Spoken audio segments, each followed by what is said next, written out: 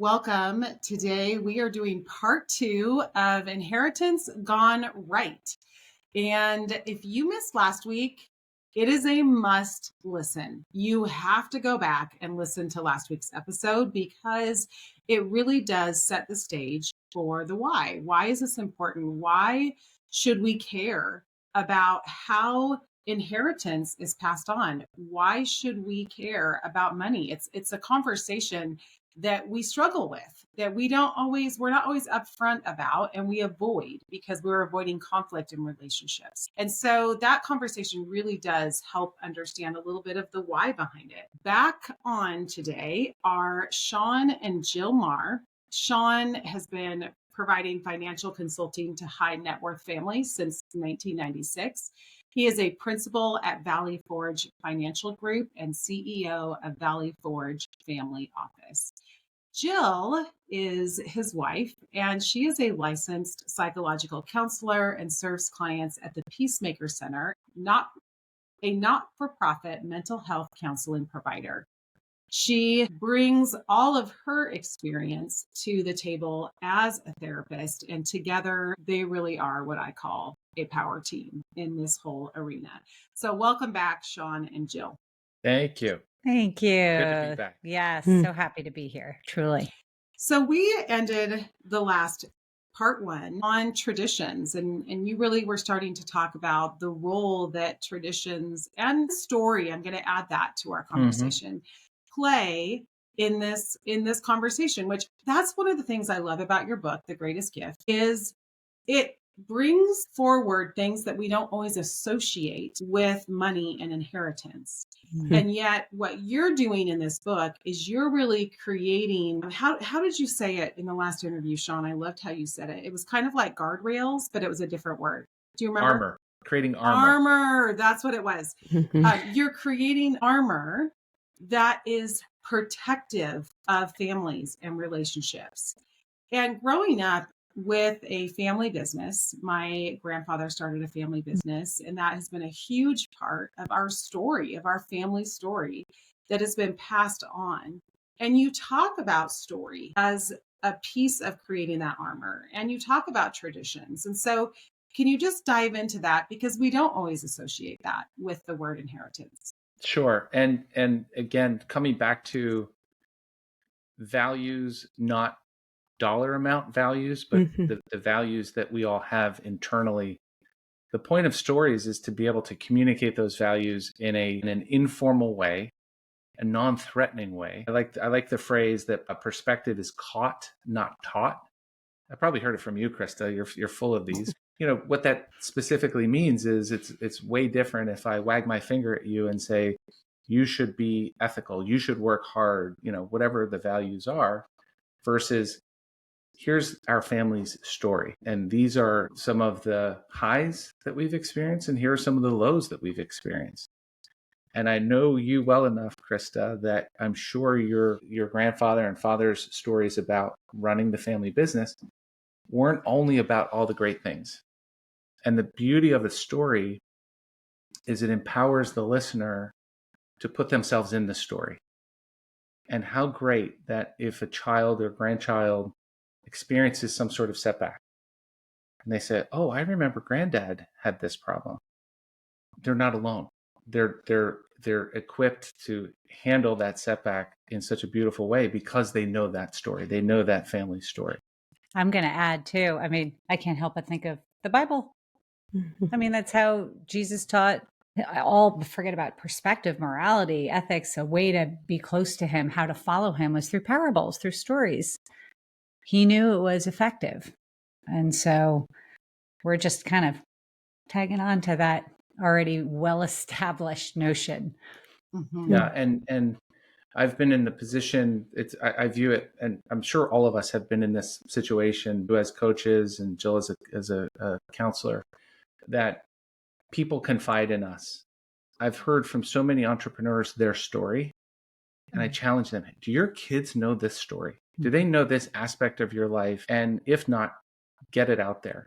And there's so many great resources of, online tools that you can use to create your story over a period of time with prompts. You can write your own story. Jill and I read a autobiography someone wrote. It was a little choppy, I'll say that, but look, it told the story, and the emphasis that I like to put on it is make sure it's not everything's rosy, because it isn't. None of us have a straight path forward. There are a lot of ups and downs and bumps along the way.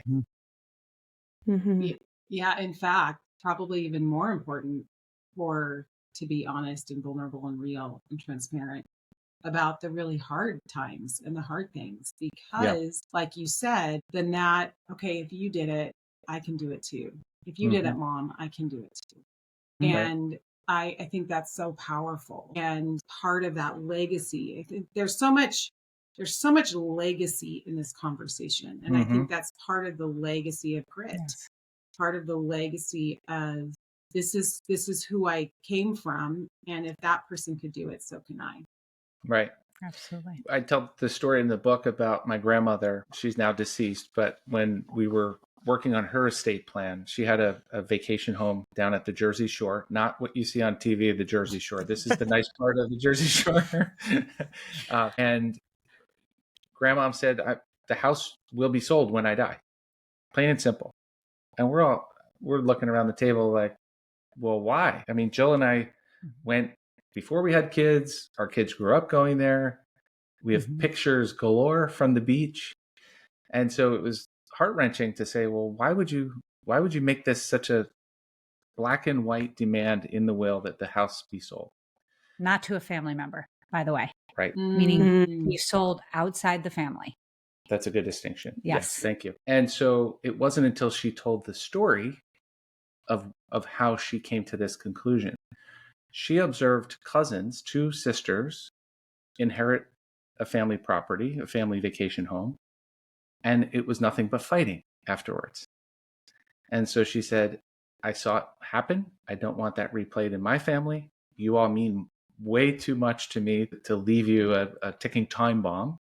That is my motivation behind wanting to sell the house. I actually remember her saying something like, I want the beach house to remain a place of connection and love in your memory. I don't want it to evolve or transition to something else. I want to preserve it as this place, this meaningful thing for the family. And it's not a prescription that every vacation home has to be sold. But in my grandmother's case, this meant enough to her. And the story was really what brought it all together. And thank goodness she communicated that up front. Imagine if that was a surprise. Oh, wow. Right? I know, because I was sad in the book. I was like, no, don't sell it. But I think it brings up the point that sometimes the family story isn't one you want to repeat. Yes. So we talk about the legacy. The legacy isn't always something you want to be absorbing and passing on. And so she was practicing her agency in saying, I want to create a legacy that's different than what we have lived up to this point. And I think for a lot of people, that may be true when they're looking at their family story. It's not that they want to pull from it as much as they want to pull wisdom from it. Right. And say, I want to do it a different way. Yeah. So true. So much wisdom in stories. It's a tale as old as time, like Jill said. The Bible's full of them, and those are the most effective parts that we can relate to. And in the brain, it goes through the back door, which I love. That we're instead of putting up guards with story, we settle in, and it kind of goes, straight into the heart. I like that. I'm borrowing that one, Krista. Yeah, it goes in the back door. It's true, and I mean they've shown neuroscientifically it does that, which is why using story is so much more powerful than I think how they one of the way that John Maxwell says it is that people want to learn and know, but they don't want to be taught, and so how you can find a way to do that. And there's a company called Storyworth that I think is just good for us to mention to put in the show notes as an avenue for, because it's hard for people to tell their story. They don't know what to say, especially I think the older generation, that they're not as comfortable with even media and technology. And so I think companies like Storyworth do a great job of helping people to harness those family stories. Definitely. Yep.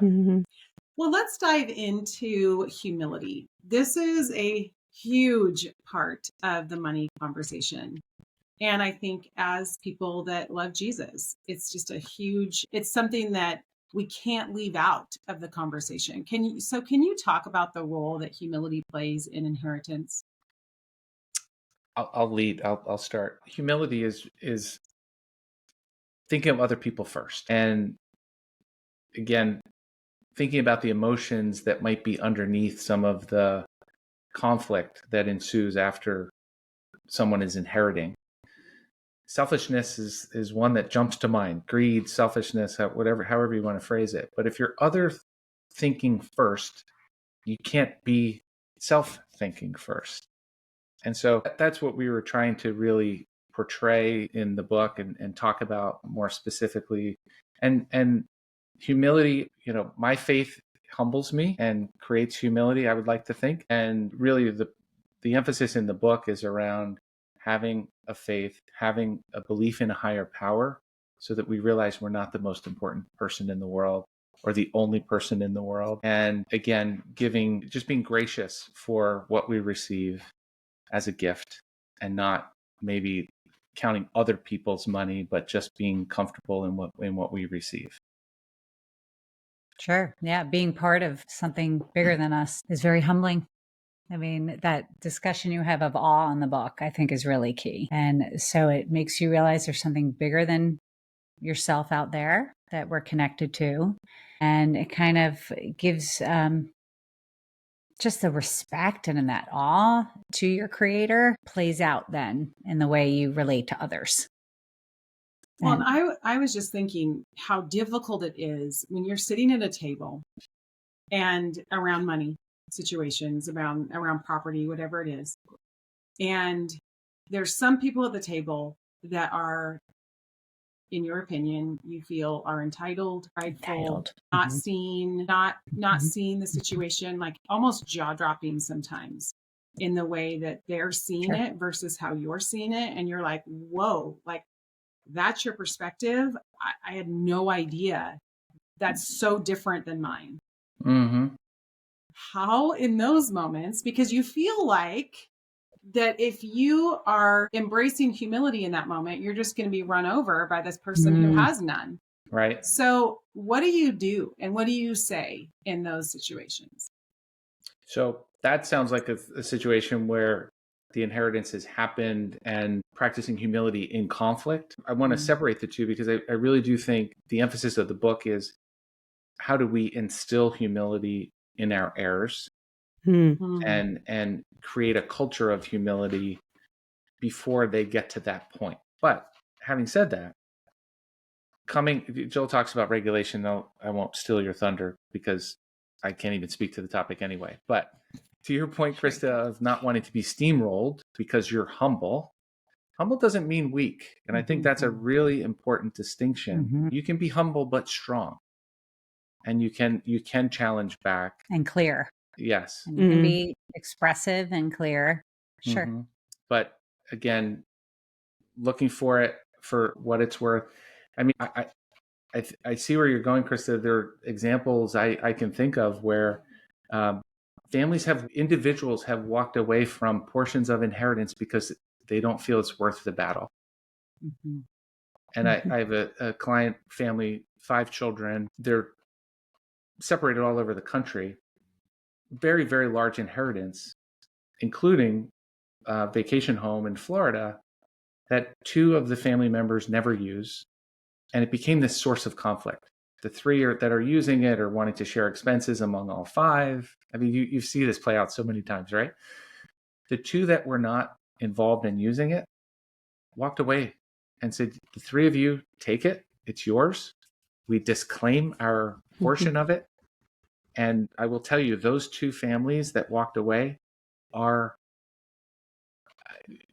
elements or levels happier than the 3 that are remaining and still arguing over the expenses of the vacation home. So I would view that as a sense of humility or graciousness of when is enough enough.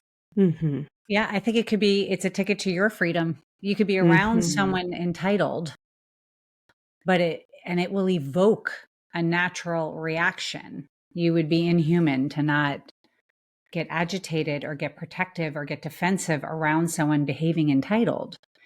But so that's the moment of you want to be able to speak for that part of you that's agitated there being that way, but not it hijack your lens, not from that, because then you're just matching it. And then you're just in that space, and that doesn't feel good either. So your humility can help armor you up once again to stay in that centered space that you can speak for whatever feelings or needs you might have pertaining to what's happening, but not completely from it, where then that doesn't feel good and you're in the same space. And maybe I could just put a point on it and say, if you're God-centered and not money-centered, think about the difference. These arguments over this heirloom or that asset are meaningless. In the grand scheme of things, they really don't matter. You're other focused, you're not selfish, and just the humility and where you put your time and attention is shifted. But I want to go back to the first episode. If you haven't listened to it, listen to it, because it's permission first for whatever's happening and being evoked in that moment. Name it, separate it from it, but it doesn't have to take you over, so that you can turn to your faith, your humility, to God, to help bring you that peace, that comfort in what might be a charged situation. In fact, I think it's in that chapter, Jill, where I love the visual you give, where you talk about your faith then becomes almost a shield for your flame not being blown out. And I just thought that was so beautiful, because it's true. Like, we all want our flame to be brightly shining, right? All that God created us to be, and be in the fullness of that, right? The John 10:10, I have come that you might have life. Like, we want to be full of that life and abundance.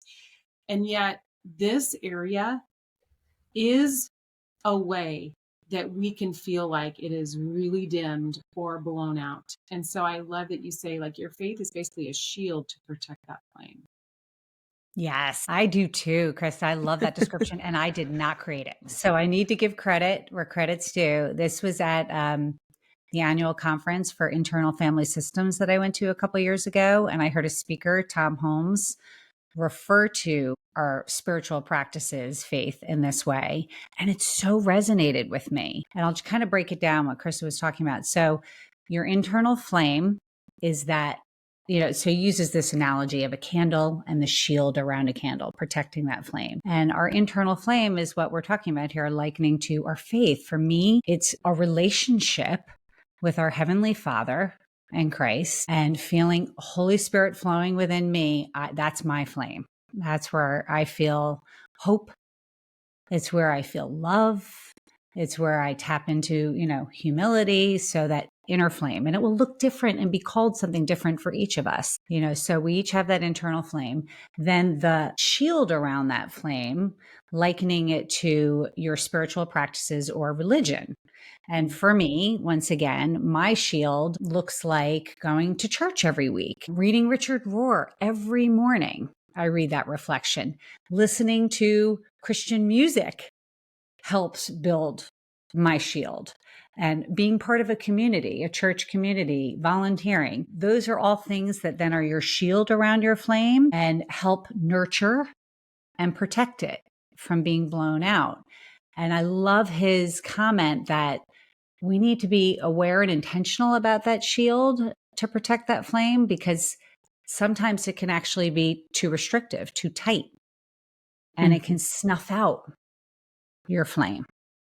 So I have a lot of clients that I see in my practice who have spiritual trauma, religious trauma, where they actually are disconnected from God because it looked a certain way in their households. It was too restrictive. And then, of course, if there's no shield or too loose, you have a disturbance in your environment. You have a storm of sorts that comes through, and it's vulnerable to being blown out then by that disturbance, because we've all seen how difficulties, tragedies play out differently for different people. And we're talking death and inheritance here, two very hot, difficult topics. And so that flame with that nice, healthy shield is going to be important to help us navigate. Yeah, because it really gets to identity when you start talking about inheritance, right? Like, what does that reflect back to me about my value from this person. That gets back to the first conversation we had last week at the beginning. That's the emotional part that may or may not be true, Right. but that we believe and absorb to be true. So if we have a center of identity that is based in something deeper and stronger, then it's not going to feel so much like we're going to allow these external things to determine our value. And I would say probably having other strong relationships too is going to strengthen us in that. That's so well said. Our value is not the dollars we have in our bank account, right? It's everything else. It's I think that's on that note. Can we talk about how we, I mean, in some ways grow that? I'm going to rephrase that. I think this is a good transition to generosity and what role generosity plays in this conversation. Like, how does generosity now set us up well for inheritance later? Yeah. And it's, again, a state of heart.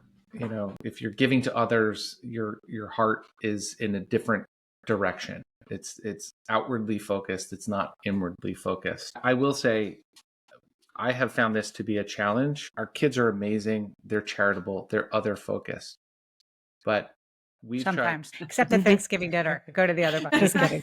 But, you know, we've tried a lot of different things in terms of engaging them in charitable giving.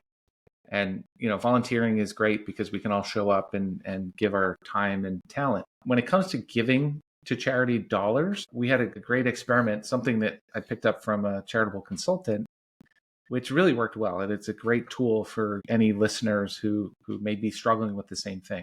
And that is, this year, Jill and I decided we're going to give locally to a school. We thought this will be a great impact. We can support education, and particularly an underserved community. We had one that we liked. So we actually chose two others and said, here are three schools. We did a one-page summary, very simple. You know, cut and paste a couple of things from their website, put 3 pieces of paper on the table, and gave each of the kids 4 poker chips. So it became more like a game. And we said, read each of the one-page summaries and vote for the school that you want to receive a charitable donation. You know, that as a family, we're going to give to this charity. And it ended up being unanimous. It was one of the schools. And I guess my point of telling the story is it doesn't matter. They were engaged in charitable giving, and they picked a beautiful school, and we're going to donate to it. And it was the most engaged we've seen in their early 20s on charitable giving. They give to their choice charities throughout the year, their schools and things. But this was the most focused that we've seen and the most engaged. And just a little tip or a trick, I guess it is a trick, an opportunity to encourage charitable giving. Well, and even this book, The Greatest Gift, the two of you have remarkably designated the funds, the profits, to go to something you care about. Can you speak to that? Sure. We're giving to mental health charities. I'll kick it off. Each month so far, we've given to the Peacemaker Center. We gave to Homeboy Industries last month. This month, we're giving to Project Healing Waters, which is fly fishing therapy for veterans.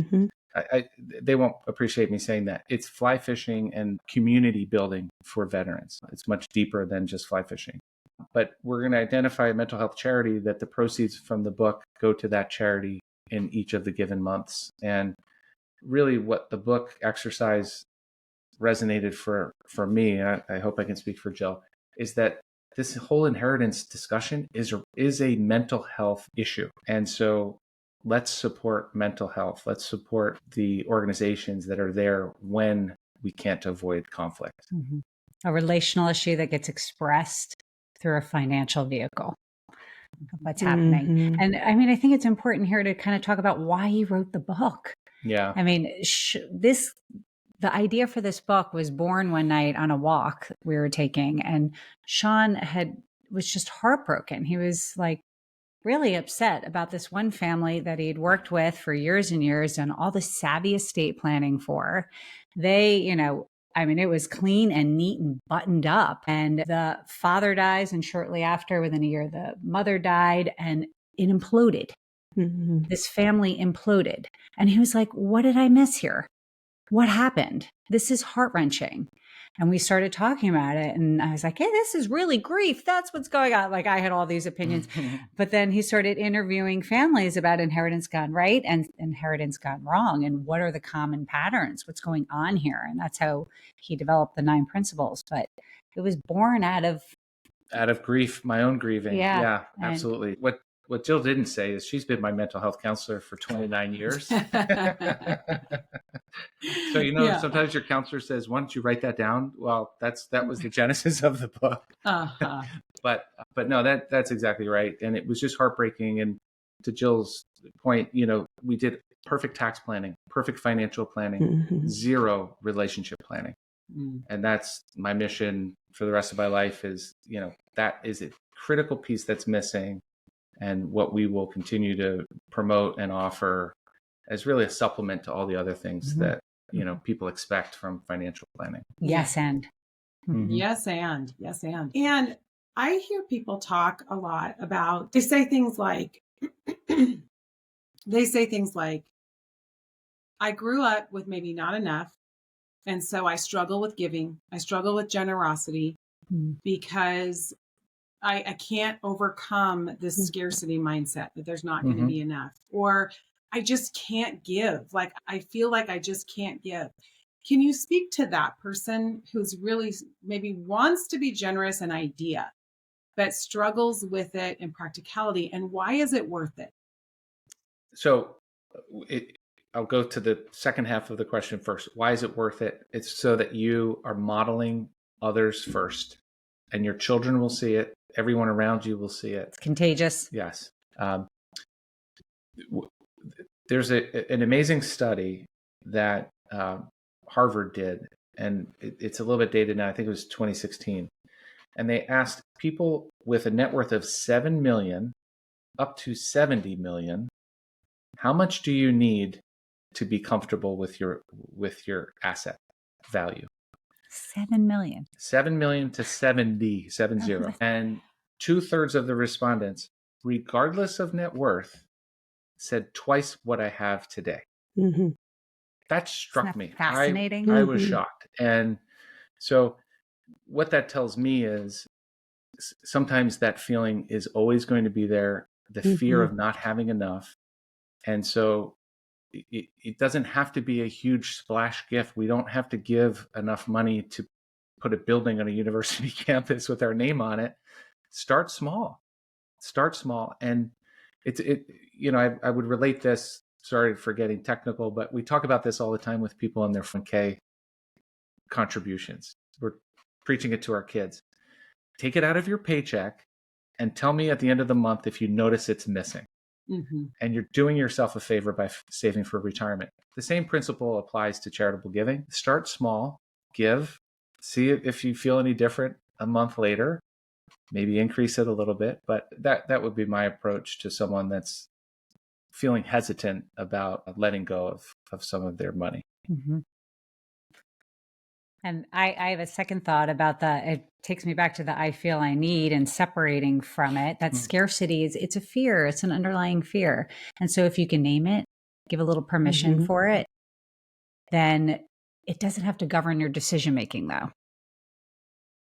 So acknowledging it and making a little space and where does it come from? A little compassion towards where it comes from, especially if you grew up in a household that struggled, understandably. So we want to be gentle with ourselves with that, make a little space for it, but then just remind, you don't get to make these decisions for me though.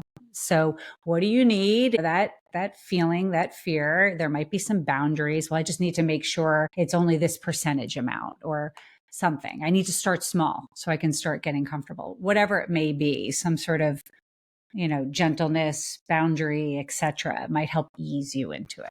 And it's probably obvious, but it doesn't have to be dollars, right? It can be time, talent, your talent. Yeah. Something else. Yeah. And just that trust. I think that the Bible doesn't lie, that generosity creates a goodness and an abundance in us and in the world that we can trust. and it's sure footing, Yes. and that it helps us to not white knuckle our possessions and our things and our money. Yeah. It helps us to, it's that practice, like you getting back to what you were saying, Jill, about the flame. It's a spiritual practice that actually protects our flame, because it helps us to let go of things and money being so important. Yes. Love that. Yes, that's part of the shield. You're so right. That's great. I want to get to something that your Uncle George said, the founder of Valley Forge Financial. And he used to say, fair is not always equal, and equal is not always fair. Yeah. What does this mean? How do we apply, like, what does it mean first? But then how do we apply that? Well, we talked about it a little bit last week, and the notion of assets that have sentimental value in addition to monetary value. And, when we were writing the book, my book editor said, "You'll never believe this. I was telling my neighbor across the street about this book, and she told me the story of her and her sister inheriting. She inherited her mother's diamond wedding ring. They had it appraised. It was worth $15,000. The sister got $15,000 cash. So on surface, it's very equal, right? And some objective appraiser said the ring is worth $15,000. The sister got $15,000 cash. 20 years later, the sister who received cash still does not think it's fair. Wow. And that's in the eyes of the beholder, right? So it's just a very small, but I think very frequent, very common distinction between fair is not always equal, equal is not always fair. Now, that's a $15,000 asset. Imagine a family business, a family vacation home, a unique piece of art. I mean, it goes on and on and on. And that's a complexity that I don't know that anyone has the answer to on how to cure it, other than to, find an exact replica of the ring and, I don't know, put it behind closed doors and pick one that you think was your mother's, But yeah, that's really what's behind fair is not always equal, equal is not always fair. So what do you do with that? I mean, Sean, you've worked with countless families where this is the case. Yeah. And so because I think parents go into estate planning saying, and that's like Eric and I, like we're definitely, we're revising our estate plan again. Like we revise it every few years, and you're trying to be fair. You're trying to make sure that every child is treated equally. And then, growing families. So now our daughter-in-law and eventually grandchildren. So that is what people are trying to do, is be fair. So how does that work? So being out in front and communicating these things is so important. Think of a scenario where, in this same example that I gave you, if mom was able to talk to both daughters and tell her rationale as to why she was giving one of the daughters the ring and not the other, was there a reason? It might have been as simple as she was the older child and, sort of like royalty, the oldest child gets the asset. I mean, some people are wired that way. But again, I highly doubt that the mother gave her rationale as to why it was done. So the daughter who received cash is constantly wondering, was I not the favorite child? Was I not loved? Did I not belong in this family? All the insecurities and fear that bubble up around this conversation. And I will say, for a mother to have that conversation with her daughters is probably a really, really hard conversation.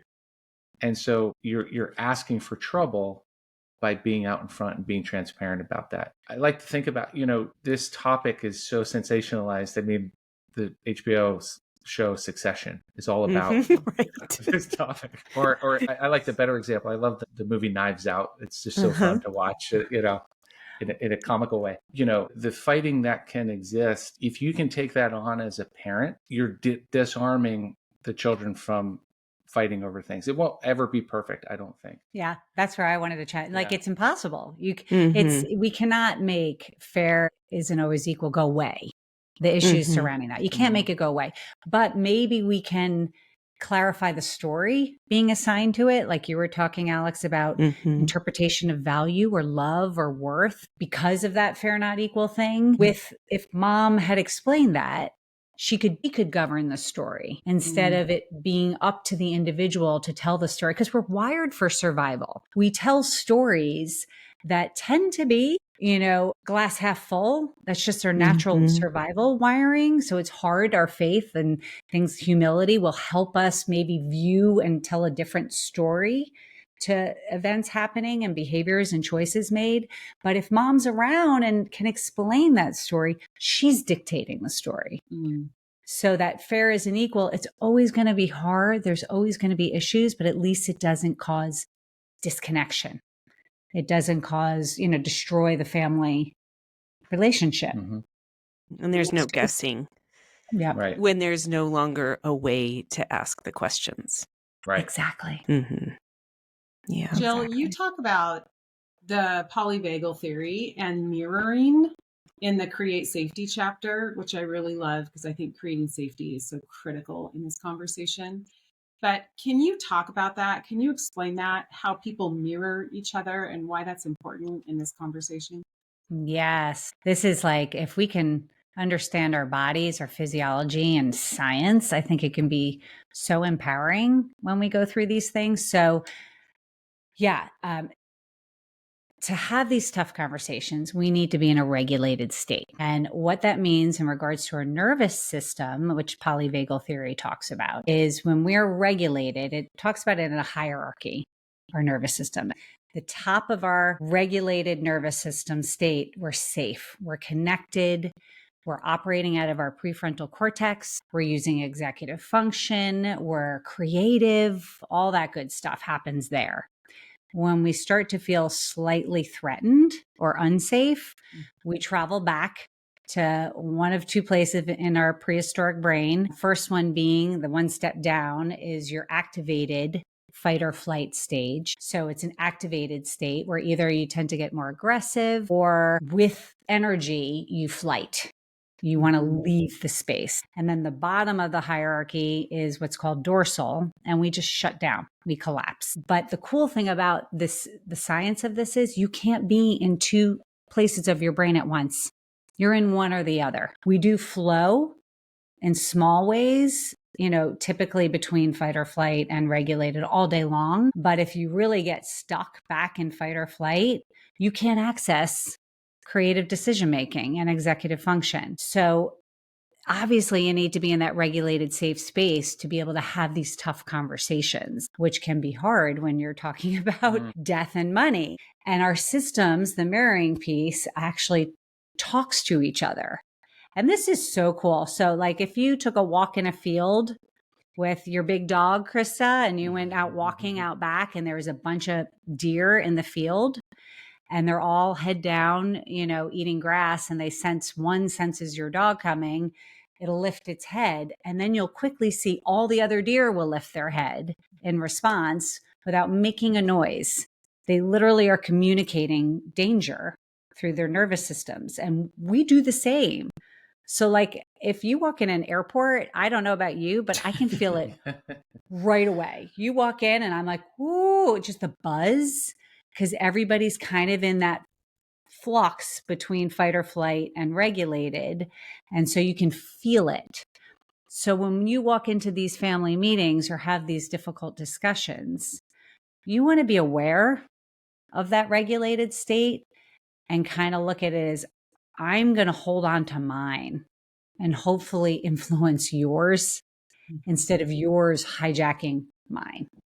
Like we were talking about entitlement and issues like that, literally their nervous system, because they're feeling threatened. Entitlement comes from some sort of perceived scarcity threat. They're starting to feel in danger. They're getting dysregulated. They very easily can hijack your system. And then you're responding from that place. And, obviously we can't problem solve from there. So I actually have clients when they walk in the room, I can feel it right away. And I'm thinking, it's going this way. My system's going out to you. I'm going to help calm you instead of yours taking me over, which can be hard to do. Yeah. But yeah. And I think about going back to why it's so important to have these conversations before there's death, because death automatically puts you in a dysregulated state and grief. Exactly. And so you're just like, you're just trying to, when you're in loss, deep loss, then you're just having trouble functioning in daily practical activities, let alone making big 100%. decisions about estates and planning. And you're just, and you're just trying to plan the service. So having these conversations early, you can set yourself up for success and your whole family by being in a regulated state when it's happening. Absolutely. And on top of that, Krista, not only are you avoiding then the natural dysregulation that comes with death, but the matriarch and patriarch typically, not always, lots of exceptions, but the creators of the wealth tend to feel more secure and calm in the wealth. They've been around it. They created it for a long time. So they're going to be that more regulated person in it anyway, hopefully. But that's the idea. Wow. This is all so helpful. I feel like we could literally keep you on here forever. But what would you just say is your last words of encouragement for people who are in this space, whether for themselves, for their parents? What's your encouragement for them right now?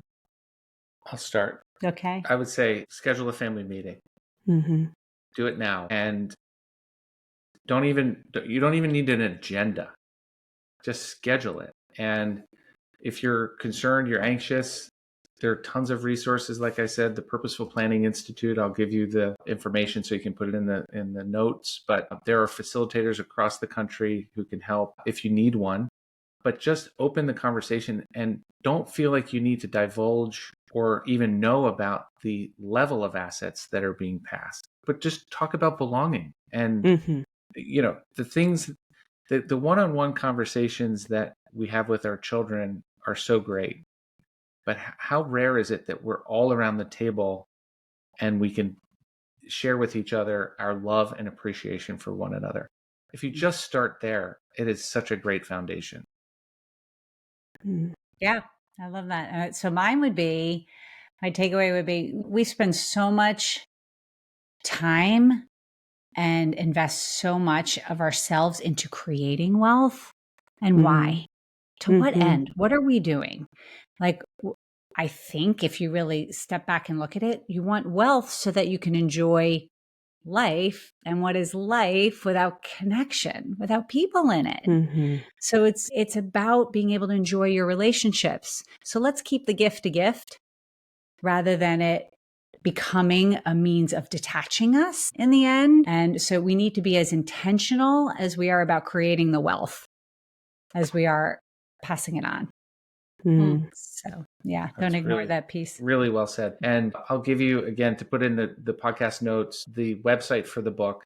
If you put in Our Time to Rise, all one word, we're giving $5 off the book for anybody who orders it. And all the proceeds are going to charity. So you're helping others by helping yourself. Oh my gosh. I love it so much. I just feel like if everyone could find a way to take the 9 principles that you outline if everyone could find a way to take the 9 principles you outline in this book and apply them in even a small way this coming year, it's January. So if everyone could just say, wow, I'm going to just write one little thing to do in each category. And maybe they choose one a month. Who knows, however people want to do it. But it would make such a significant difference in our connection and in how we move forward as a family. So I applaud you. Well done. I could not be more for you and for the message of this book. I love that you're doing it together. You're incredible, and we love you. Oh, thank you. Right back at you. We love you too. Great show, and thanks for having us on. Yes, Okay. thanks, guys. Bye, Sean and Jill. Bye.